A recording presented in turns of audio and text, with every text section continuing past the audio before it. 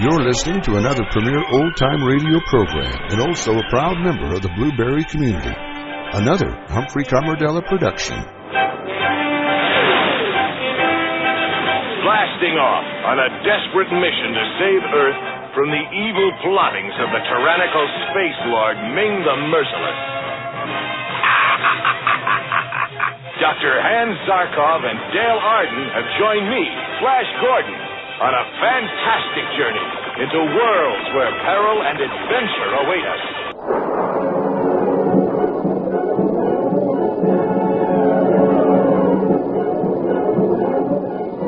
Presenting the amazing interplanetary adventures of Flash Gordon.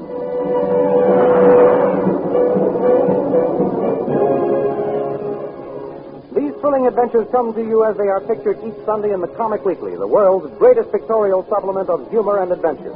The Comic Weekly, now printed in 32 tabloid-sized pages, each page in full 4 colors, is distributed everywhere as an integral part of your Hearst Sunday newspaper.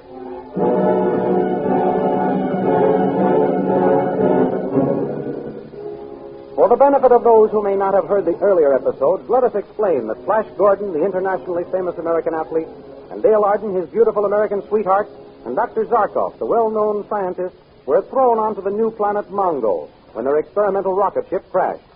After a series of adventures with the Emperor Ming the Merciless and his beautiful daughter Aura, who fell deeply in love with Flash, the two Americans, together with Dr. Zarkov, soon Prince of the Lion Men, and Prince Baron, were sentenced to the prison city of the Hawkmen. There the men were tortured, while King Voltan, mighty ruler of the Hawkmen, made plans to marry Dale. Flash and his companions escaped from the torture chambers, and Flash found Dale in time to save her from the marriage. But they were trapped by soldiers and again fell into Voltan's hands. Then there was a terrible rumbling sound. The floor started to tip, the walls began to crack open, and the lights went out. Now we continue the story. In the crumbling palace of Voltan, amid the shouts of the disorganized guards, Flash and Dale break away, but the mighty king flies into the air and, hurling himself on Flash, drags him to the floor and prepares to execute him by his own hand. Meanwhile, Dr. Zarkov and Prince Baron are rushing toward the throne room. My scheme works, Barry. Now to drive our bargain with Voltan if we are not too late. With the light beams diffusing at the present rate, friend Zarkov, the city will remain in midair only for another half hour. If Voltan will listen to us, there is enough time. But we must not waste a minute. Here we are at the throne room. Look. Voltan has his sword at Flash Gordon's throat. Stop! Stop! Wait! Hey, who dares give me orders? I do. I can save your city. But if you harm Flash Gordon, I'll doom the city and all of you Hawkmen to destruction. But all my radium's gone. You destroyed that yourselves. How can you save us? Prince Baron and I have been experimenting with other atom rays. Experimenting. Enough of this. I should have killed Flash Gordon but for your arrival and bluff. Now I shall finish the job. Oh, Flash, my darling. Be brave, Dale. This big windbag is bluffing now. Bluffing, am I? I'll show you. Listen to us, you fat fool. Your city will remain suspended. Only 20 minutes more. There is no time to waste.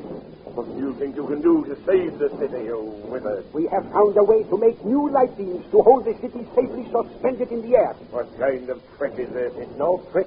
Then let us see what you propose to do. But what? I will save your city on one condition. You know when to drive a bargain, old wizard of the earth. Very well. Flash Gordon shall go free if you save my city. You must also free Dale and Zarkov and Baron. Absolutely. Be quick, Voltan. The precious minutes are flying. Give us your answer. I'll pardon you all if my city is saved. Good. Then follow me. Where are you going to take us? Into this private elevator first. Where are we going, Dr. Zarkov? Baron and I discovered a room under the Hall of Atom Furnaces which had been stored with scientific apparatus. With the help of slaves, we constructed my newest invention, the Didn't-we, Baron? Yes, we did, friend Zarkov. I only hope this bull-headed monarch hasn't delayed us too long with this arguing. There isn't much time left to save this city. We're tipping over. How much further do we have to descend? We will be below the foundation in a moment. What is this remarkable discovery, wizard of the earth? You shall see. You shall see. We're here. Hurry out, everyone. Hold fast to my hand, Dale. Oh, Flash, do you think Dr. Zarkov will be able to save us? I know he'll do his best. There is my invention. What is that mass of tubes and wires? This electrical machine is an atomic light solidifier. It will strengthen the beam? Yes. Keep everybody back, Baron. I must have room to work. Stand back, everybody. Baron, Do you think this machine will work? Quiet. Professor Zarkov is throwing the switch. What is that weird bluish light? The new rays made by the atom sail. Why, the city seems to be getting back on an even keel. By Charles, so it is. How is it working, friend Zarkov? Splendid so far. The light beams supporting the city are becoming stronger and stronger. And the city is saved? The city is saved. By Charles, he's done it. All of you are free. You're crying. I'm so happy we're saved. Zarkov, come here. He said he could do it, and he did. Yes, King Vulcan, you summon me? Zarkov, you shall be my head scientist. Vulcan, this is more than I expect. I am grateful, deeply grateful and appreciative of the honor. Flash and Dale, Yes, Impressive Majesty. What is it, King Vulcan? as proof of our future friendship, I shall give you a royal wedding tomorrow. And tonight, we shall have a banquet to celebrate it. Having a good time, Dale? Wonderful time, Flash. It hardly seems possible that we should be married tomorrow. I don't dare believe it until we are actually being married. You mustn't feel that way, Dale. It's just nerves. Well, my friend, tomorrow will be the big day. I'm not so sure. Dale is just worrying about nothing, Baron. It's almost tomorrow, Dale.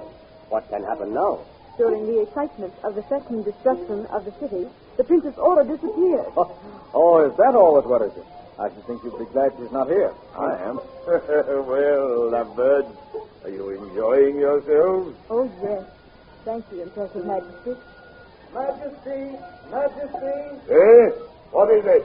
The air fleet of Ming the Merciless is approaching the city. Oh, this means trouble. What did I tell you? There'll be no wedding for us tomorrow. We'll die fighting. No, Vulcan. Let us take our chances on escaping. Give us a rocket ship. No use, lad. They were damaged when the city tilted. His Universal Majesty, Emperor of Mongol, Ming the Merciless. And Princess Aura, now there will be trouble. Steady, Dale, darling. There'll be a way out of this. Greeting and welcome, Emperor Ming. So, Vulcan, you have become friends with the prisoners. Turn over this Earthman to my torturers, and to me deliver my promised bride, Dale Arden. I command it. No, Father. You promised Flash Gordon to me as my share of the spoils. Old men, by the ancient laws of Mongo, by the sacred laws of the great Tao, who is all wise, I call for a tournament of death. A tournament? And this fellow Flash Gordon would enter? Yes. Fine sport. A tournament. And all the planet will see him fail and die. So be it. Between four mountains nestled a mammoth bowl-shaped arena, toward which most of Mongol pours in never-ending streams. It is the day of the start of the Tournament of Death, in which all of the contestants but one will meet death. And Flash Gordon is going to enter. He and Dale occupy seats of honor in Vulcan's box. Princess Aura enters the arena on a golden throne carried by 6 blue dragon men. Here comes Aura in all her glory. Wild, treacherous, and cruel. But my boy, he's up to you, Oh, I don't know about that. Here comes Ugrid, king of the lion men. Dragon men are frightened by the lions. They've dropped the princess. Oh, stay where you are, my boy. Prince Baron is already picking her up. She seems to be smiling at him. I wonder what he is saying. Prince Baron, you have saved my life. Why did you do it after the way I treated you? Because, my princess, you are a woman, a beautiful woman, and I can no longer deny the fact that I love you. But whatever it is he's saying, I wish he'd get interested in somebody else and leave you alone, Flash. The tournament is about to begin, Flash. There's your horse. Here, take this sword, my boy. It's the one with which I became king of the horsemen. Take it and justify my faith in you. And my faith, too. Thanks, darling. And thank you, Vulcan. I'll do my best. In another box, Prince Baron reaches a decision. Zarkov, I'm going to enter the tournament, win back my kingdom, and Ming's daughter, Princess Aura, for my bride. Do not be a fool, Prince Baron. Why run the risk of being killed? Wish me luck, my friend. I go to do battle.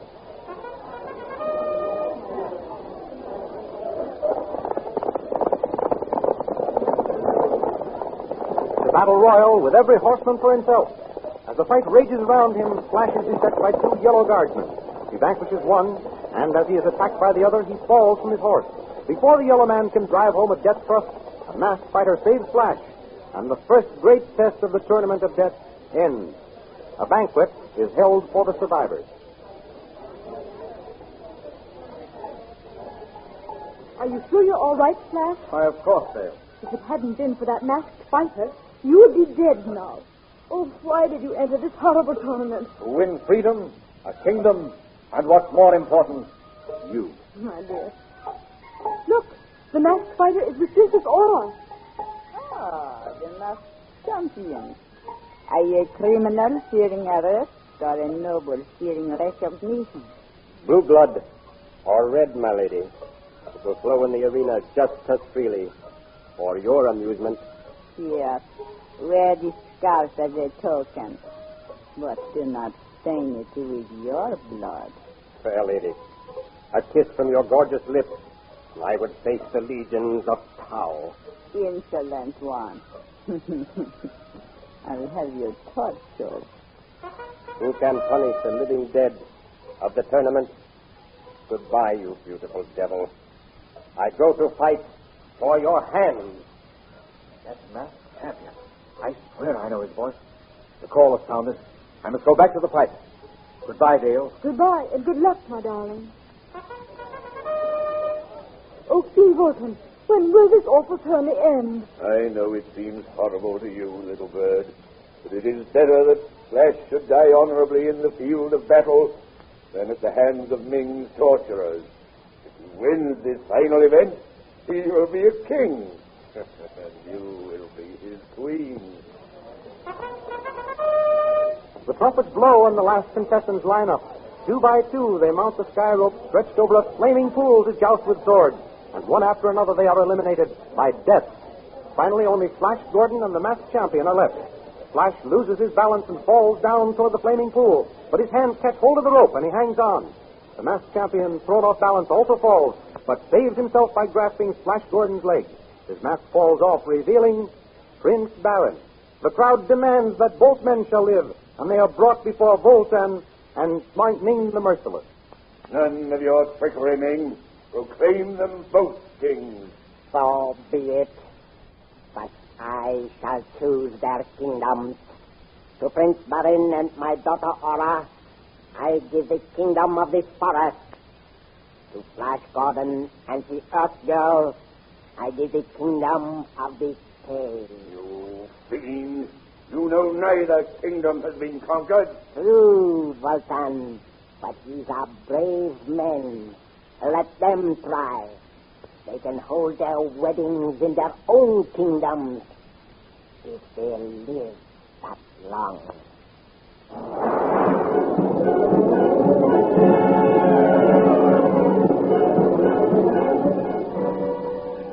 What will happen to Flash Gordon when he attempts to rule over the unconquered kingdom of the cave? You'll know next week at the same time when he'll be back with another chapter of the amazing interplanetary adventures of Flash Gordon. And by the way, what is your favorite picture feature? Bringing Up Father, Skippy, the Katzenjammer Kid, The Little King, Mickey Mouse? Or if you like thrills, then Ace Drummond or Jungle Jim, Radio Patrol or Red Barry. But no matter whatever your favorite, you'll find it next Sunday in the big 32-page comic weekly, along with Toots and Casper, Tilly the Toiler, Little Annie Rooney, Tim Tyler's Luck, and many others. For the big 32-page comic weekly brings you each Sunday the funniest merrymakers and the most daring adventurers in the world of pictures. Be sure to get your copy of the comic weekly next Sunday with your Hearst Sunday newspaper. And listen for the amazing interplanetary adventures of Flash Gordon next week on this station.